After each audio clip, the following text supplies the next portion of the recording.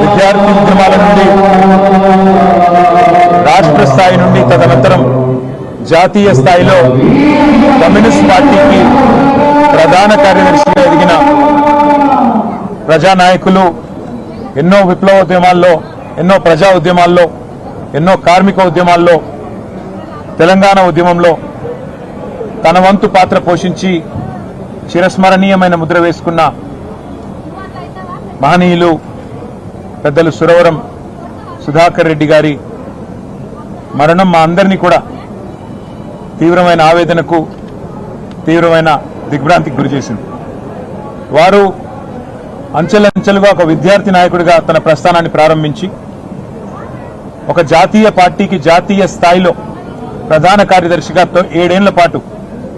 బాధ్యతలు నిర్వహించడం అంటే సామాన్యమైన విషయం కాదు. నిబద్ధతతో మొదటి నుండి ప్రజల పట్ల ఒక స్పష్టమైన ప్రజా సమస్యల పట్ల ఒక స్పష్టమైన అవగాహనతో అన్ని ప్రజా సమస్యల విషయంలో కూడా క్రియాశీలంగా వ్యవహరించిన సురవరం గారు మన మధ్య లేకపోవడం అనేది ప్రజా ఉద్యమాల్లో పనిచేసిన ప్రతి ఒక్కరికి కూడా తీరని లోటు. ముఖ్యంగా తెలంగాణ ఉద్యమానికి సంబంధించిన మాట మాట్లాడాల్సి వస్తే ఆనాడు కమ్యూనిస్ట్ పార్టీ ఆఫ్ ఇండియా ముందుకు వచ్చి పెద్దలు ప్రణబ్ ముఖర్జీ గారి కమిటీ ఆనాడు కేంద్ర ప్రభుత్వం ఏర్పాటు చేస్తే యూపీఏలో ముందుకు వచ్చి ఆనాడు కమ్యూనిస్ట్ పార్టీ ఆఫ్ ఇండియా మద్దతు తెలపడం, పార్లమెంట్ ఉభయ సభల్లో కూడా వారు మద్దతు ఇవ్వడం, మా వినోద్ గారు అదేవిధంగా మా గౌరవ పార్లమెంట్ సభ్యులందరూ ఆనాడు ప్రత్యేకంగా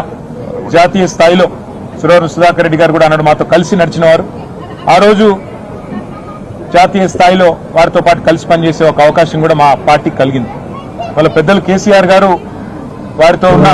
తన అనుభవాలను కూడా గుర్తు చేసుకుంటూ వారి తరఫున అదేవిధంగా మా పార్టీ తరఫున కూడా మరి కమ్యూనిస్ట్ పార్టీ ఆఫ్ ఇండియాకి అట్లాగే ఈ రాష్ట్రంలోని ప్రజా ఉద్యమాల్లో పాల్గొన్న ప్రతి ఒక్కరికి, వారితో పాటు ముఖ్యంగా సురవరం గారి కుటుంబం వారి శ్రీమతి విజయలక్ష్మి గారికి, వారి అబ్బాయి కపిల్ గారికి, అదేవిధంగా కమ్యూనిస్ట్ పార్టీ ఆఫ్ ఇండియా అభిమానులకి, కార్యకర్తలందరికీ కూడా మా పార్టీ తరఫున, మా పార్టీ అధ్యక్షులు కేసీఆర్ గారి తరఫున హృదయపూర్వకమైన వినమ్రమైన నివాళులు అర్పిస్తూ వారి లేని లోటు పూడ్చలేనిది, వారి కుటుంబానికి ఈ సందర్భంగా మనోధైర్యంతో నిబ్బరంతో ముందుకు పోవాలని మనస్ఫూర్తిగా కోరుకుంటూ వారికి మాన్యవాదాలు.